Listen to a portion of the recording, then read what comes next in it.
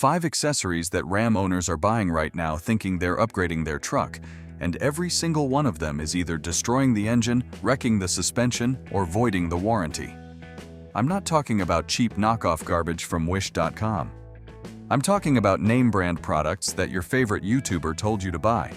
I've replaced the damage these products cause more times than I can count. Hydrolocked engines from cold air intakes, ball joints ripped out of control arms from leveling kits, bricked PCMs from tuners, thousands of dollars in repairs that started with a $50 accessory and ended with a flatbed tow truck. If you've got any of these on your Ram right now, you need to hear this. And if you're about to buy one, I just saved you a fortune. Number 1. Cheap cold air intakes. This is the first mod every Ram owner buys. It's also the one that makes the least sense on a Hemi. Here's what the marketing tells you. Increase airflow, add 15 horsepower, better throttle response. Here's what the engineering tells you. The factory Ram intake system already pulls cold air from inside the fender well, away from the engine heat. It's designed by the same engineers who built the Hemi. It flows more than enough air for a stock engine. A cold air intake on an untuned Hemi adds 0 measurable horsepower. 0. Multiple dyno tests across multiple forums have confirmed this. Without a custom tune that adjusts fuel maps and timing to match the increased airflow, the PCM doesn't know what to do with the extra air. It just ignores it. But it gets worse.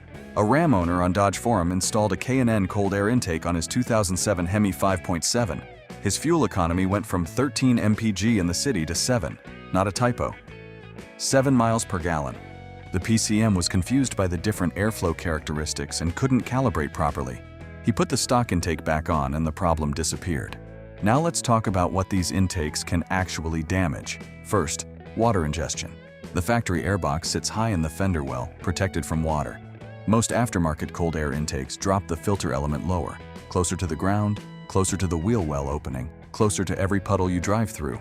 Owners on Ram Forum have documented standing water pooling inside S and B and K and N airboxes after heavy rain. If that water reaches the filter element while you're at full throttle, it gets sucked into the intake manifold. Water doesn't compress. Your pistons try to compress it anyway. Bent connecting rods, cracked pistons, destroyed engine. That's hydrolock. One puddle, one wide open throttle pull. Done. Second, filtration.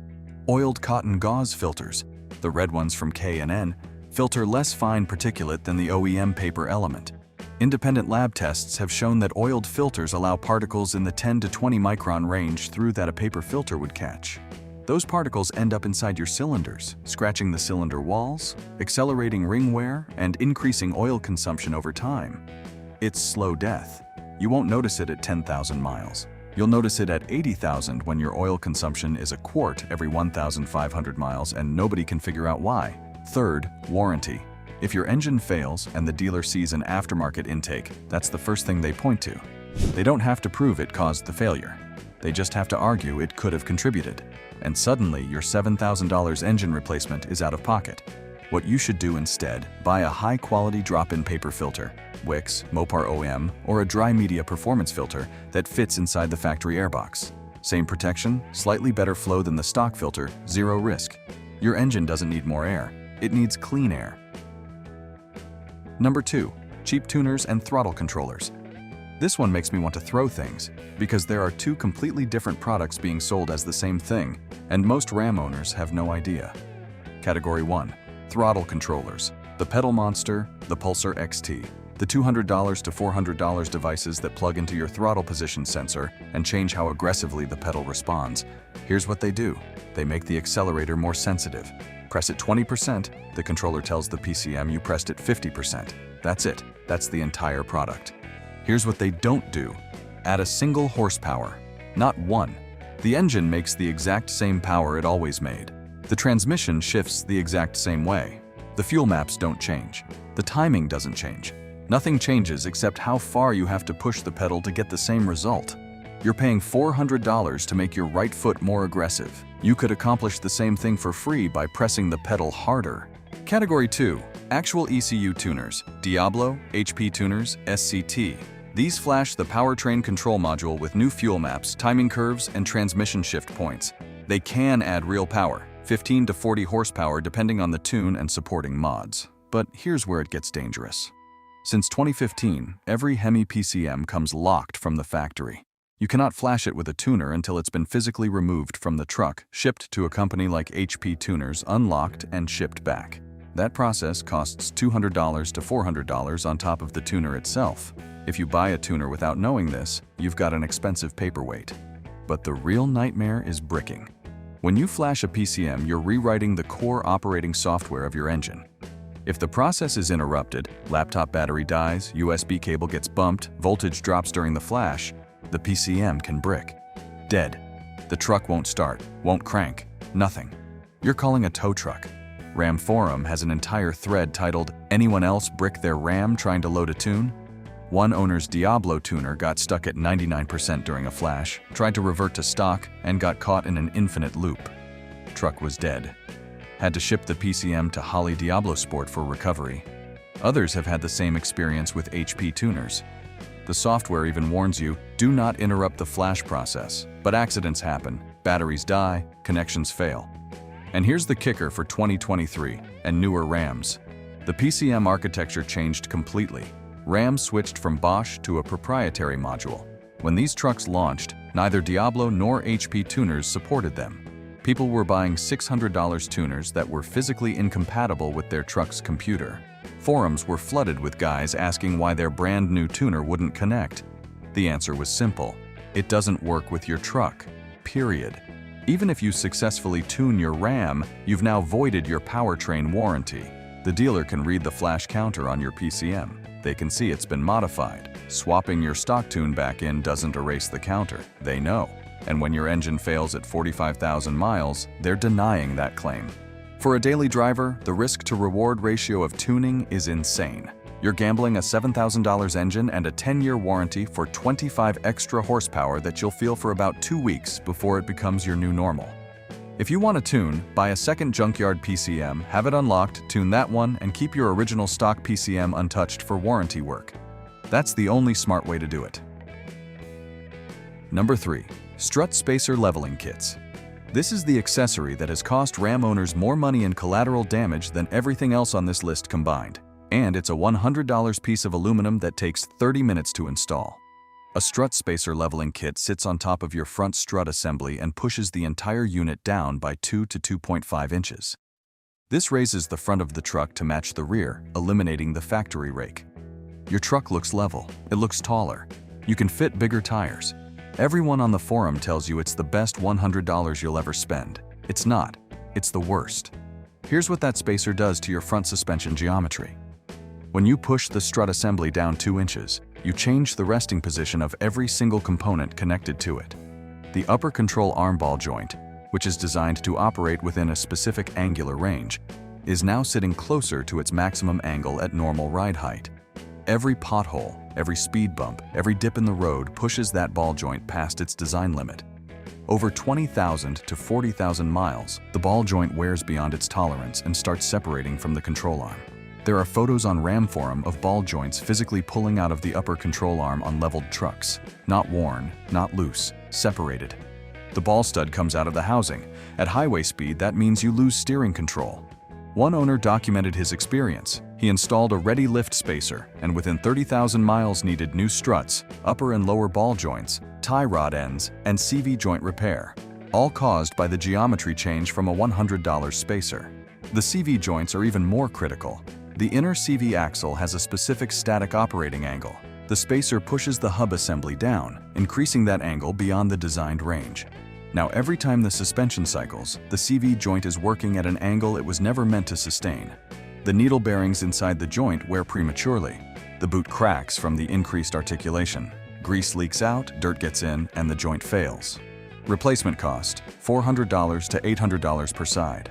The tie rods change angle too. The rack is mounted to the frame. The tie rod ends connect to the knuckle, which is now 2 inches lower. That changes the tie rod angle at rest, puts lateral stress on the inner tie rod boots and rack seals, and accelerates wear on every steering component. The correct way to level your Ram is with Bilstein 5100 adjustable front struts. They replace the factory strut and use the OEM spring. They offer up to 2.8 inches of lift by changing the spring seat position within the strut body. This means the overall strut length stays the same. The suspension geometry stays within factory spec. Ball joints, CV joints, and tie rods all operate at their designed angles.